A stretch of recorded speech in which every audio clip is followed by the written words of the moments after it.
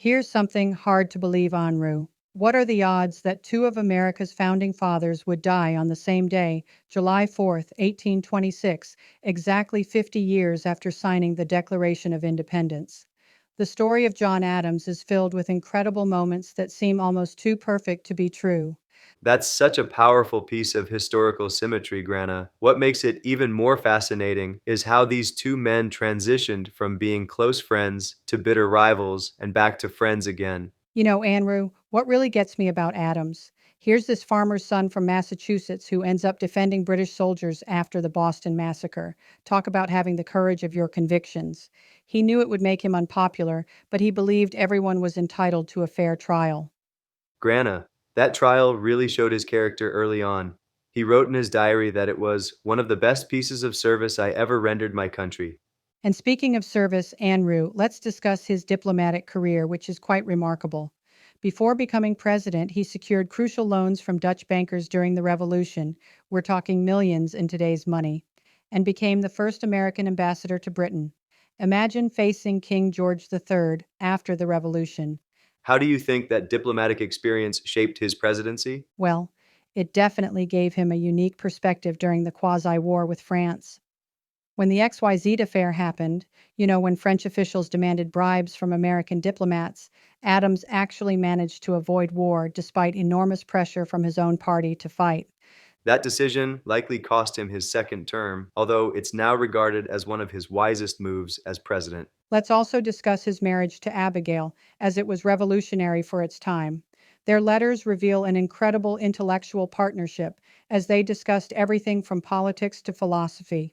She essentially served as an unofficial advisor throughout his career. Those letters between them are such a treasure trove for historians. They provide us with an intimate view of both personal and political life during the Revolution. You know what's fascinating? When Abigail wrote to him during the Continental Congress, she famously urged him to remember the ladies when creating new laws. She was advocating for women's rights in 1776. That was incredibly forward thinking for the time. And these letters weren't just between John and Abigail. His correspondence with Jefferson in their later years is equally fascinating. Oh, absolutely. After years of bitter political rivalry, they reconciled and wrote these incredible letters discussing everything from politics to philosophy to their hopes for America's future. They exchanged over 150 letters in their final years. Their relationship really shows how political opponents don't have to be permanent enemies. Speaking of politics, let's discuss his time as vice president under Washington because it's honestly hilarious. He called it the most insignificant office that ever the invention of man contrived, and spent most of his time complaining about how useless he felt. That's quite different from how the vice presidency works today. Completely different. And you know what's interesting? His son, John Quincy Adams, followed in his footsteps to become the sixth president.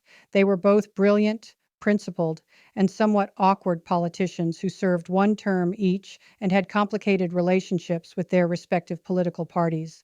Like father, like son, in many ways, they both seem to struggle with the political aspects while excelling in the administrative and diplomatic elements. And here's something that really shows Adams' character.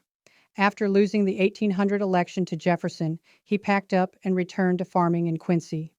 No drama, no attempts to overturn the results, just a quiet return to private life. The peaceful transfer of power set a crucial precedent for American democracy. Despite all his flaws, and he definitely had them, look at the Alien and Sedition Acts. Adams helped build something remarkable. He wasn't perfect, but he was principled, and his contributions to American democracy are undeniable. Granna, that's quite a legacy to leave behind. A nation founded on principles of law and liberty, even if we're still working to fully realize those ideals. Andrew, perhaps that's the most critical lesson from Adams' life, that democracy is always a work in progress, requiring constant attention and principled leadership to survive and thrive. Just like he wrote to Abigail, I must study politics and war that my sons may have liberty to study mathematics and philosophy.